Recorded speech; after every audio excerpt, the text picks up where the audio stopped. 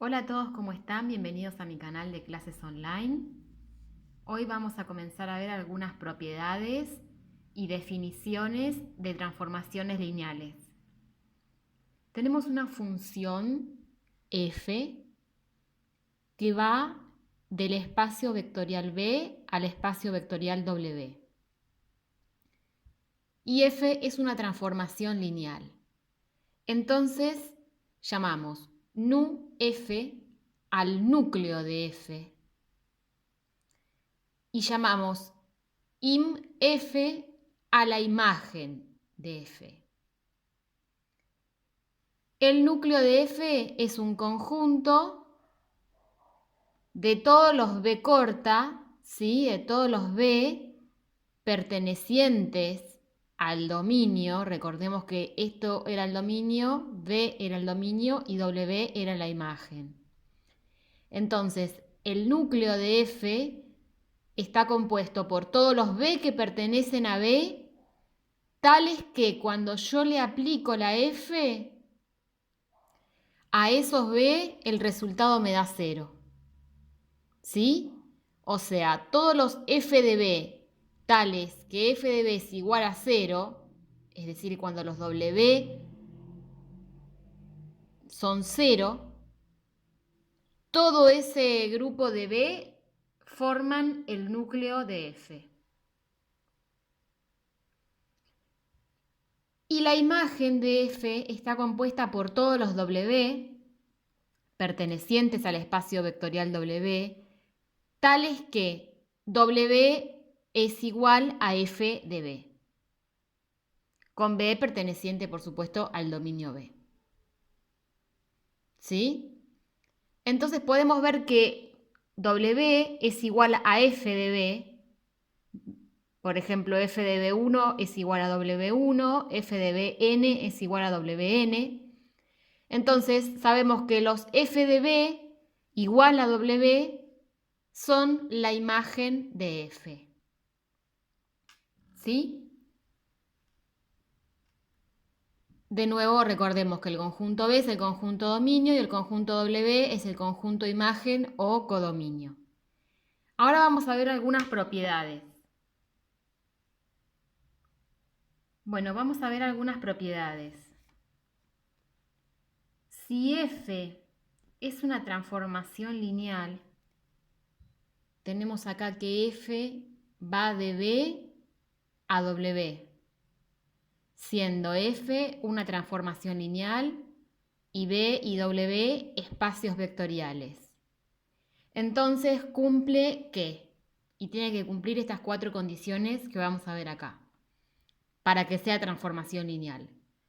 La primera es que el núcleo de f es un subespacio de B.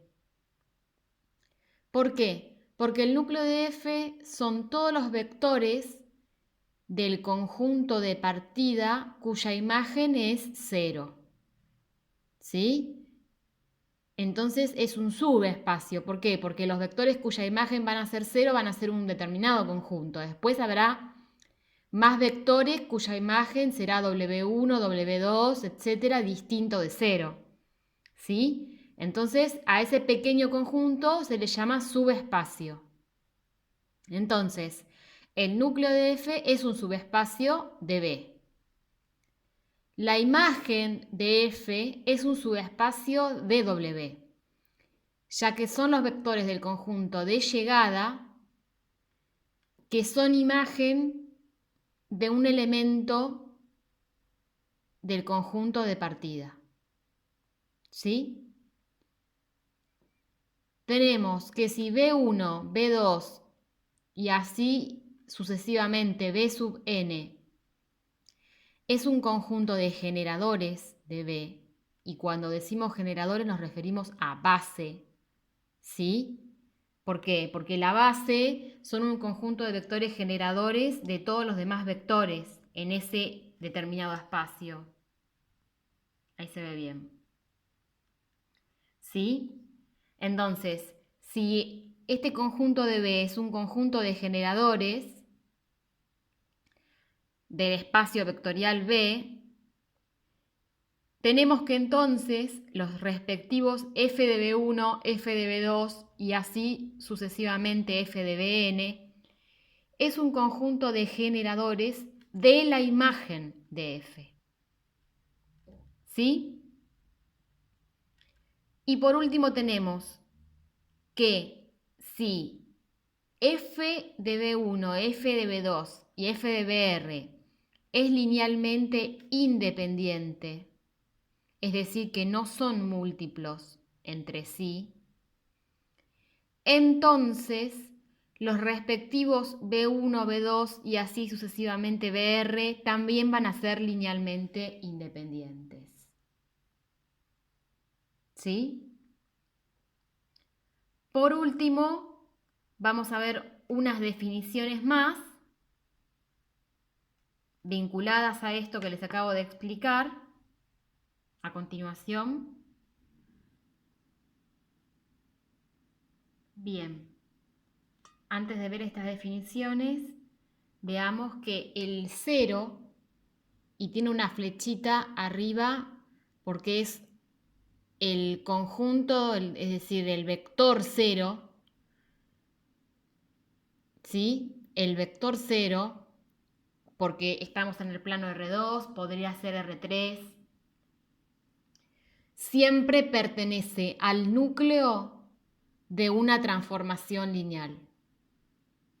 Eso es una definición o una propiedad. Y tenemos una transformación lineal f que va de B a W. Es monomorfismo si es inyectiva. En otro video yo les había explicado cuando una función, por ejemplo, es inyectiva, sobreyectiva y biyectiva. Lo pueden buscar entre mis videos, ¿sí?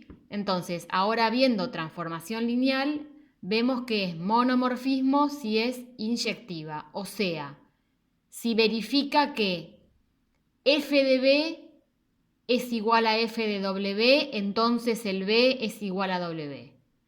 O que si B1 es distinto de B2, entonces f de B1 tiene que ser distinto de f de B2. O que si B1 es igual a B2, entonces f de B1 tiene que ser igual a f de B2. En este caso es inyectiva, o sea, monomorfismo. Una transformación lineal es epimorfismo, sí. Es suryectiva o sobreyectiva, que es lo mismo. O sea, si la imagen de f es igual al W. ¿Por qué aclaro lo que voy a decir ahora? Para que sea igual a W, es decir, todo el conjunto imagen de f tiene que ser igual al W.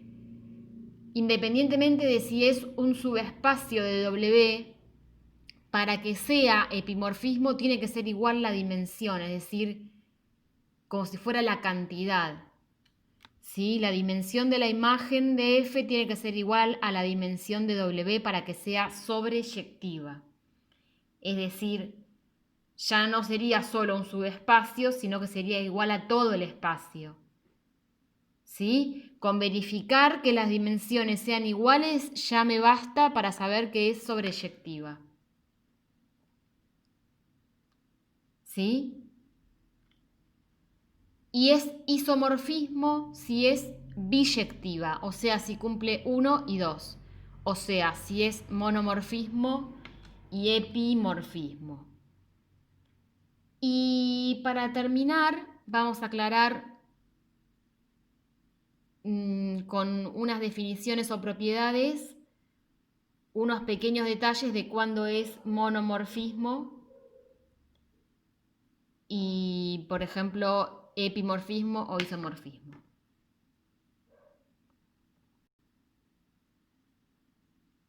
Bien, tenemos que f es una transformación lineal que va de B a W. Entonces, f es monomorfismo si solo si el núcleo de f es igual a 0. ¿Sí? Para que sea monomorfismo, sí o sí el núcleo de f tiene que ser igual a 0. Si f, a su vez es monomorfismo y el conjunto de vectores B1, B2 y así sucesivamente BR es linealmente independiente, entonces el conjunto de vectores f de B1, f de B2 y así sucesivamente f de BR también es linealmente independiente. ¿Sí? Este conjunto es el mismo conjunto que el W1, W2 y así sucesivamente WR. ¿Por qué? Porque cada f de B es una imagen W. F de B1 es igual a W1, f de B2 es igual a W2 y así sucesivamente. Y por último, F es isomorfismo, ¿sí? Habíamos visto si era biyectiva, o sea, si era monomorfismo y epimorfismo. Sí, solo sí, o sea, de nuevo, F es isomorfismo, sí, solo sí, B1, B2 y así sucesivamente B sub n es base de B.